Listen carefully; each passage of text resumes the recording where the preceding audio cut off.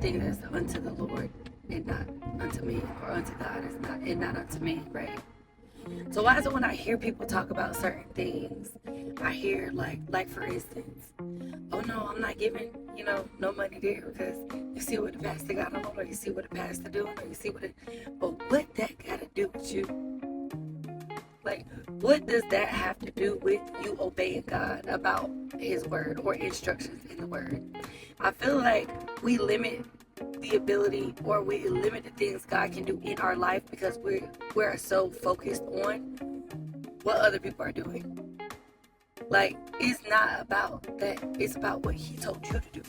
Like, and he didn't tell you to do something based on somebody else. He told you to do something based on the plans and things that he has for you. I think we look to other people, or like this. You cannot apply to a job that God is calling you to, or a place that God is calling you to, because who worked there? Oh no, I'm not doing that because so and so worked there, or she the boss. Or how you know that he's not going to use that person as a stepping stool for you because of how they did you? You don't know that. The only way you'll know that is if you actually do what God is calling you to do, or go by his leading, regardless of who is involved in it. Regardless of who is involved in it. I feel like we compare ourselves and what we do to other people, and it'll shy us away from the things that God has called us to do, even in the same profession, because somebody's doing that, or somebody, you don't know who God has called you to, or to you, that is assigned to where he is taking you. So how can you not do something because somebody else is doing it? You know how many beauty professionals there are? But when the Lord dealt with me about opening a salon, you think I was going to say, oh no, there's so many salons in Colombia. No, absolutely not. Lord, okay, how is my question. Okay, how?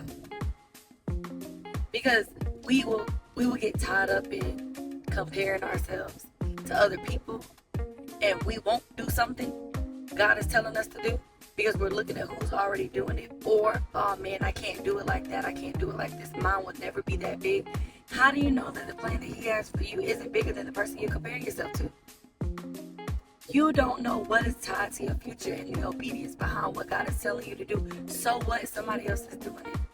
We should not, nothing that God leads us to do or instructs us to do should be contingent upon somebody else's success or somebody else's life, or even walk. Because our walk is going to look completely different, because our trials, our childhood, our traumas, and everything else is different. You don't know who's called to your voice. You don't know who's called to your purpose. You don't know who's called to the things that God is telling you to do. So just do them. And I know just doing them, sounds cliche, or sounds like, oh, do it scared. Okay, but it's not. You don't know. You don't know. So I would encourage people to mirror, self-reflect, have self-awareness for you, and cultivate and nourish the relationship that you have with God, so that when God leads you to do things, you'll know it's him, and you won't compare yourself to the walk and mirror someone else's things or blessings, because you just don't know how big yours can get until you just do it. And I mean, just doing it is not easy. I mean, there's a lot of faith that is behind doing the things of God, but that's the purpose. We have to trust him in everything that we do. And the same faith that we have to do it is the same faith that we're going to have to sustain to keep it and keep growing through whatever it is that he has called us to do anyways. So again, in 2026, I would encourage you to mirror yourself, self-reflect, and mirror yourself. Don't look at nobody else but you this year. Look at what you've done, what you've accomplished, and what you want to accomplish, and trust God to get you to the places that he has for you, and not look at other people. Comparison is a dangerous thing. And you'll be so caught up in comparing yourself and your plan to somebody else's that you'll just stay there. Won't nothing move. You'll be in the same spot January 2028. Or you could be expanding and moving and growing and thriving to the point where you forget who you was comparing yourself to. Because the Lord showed you just how good it could get for you.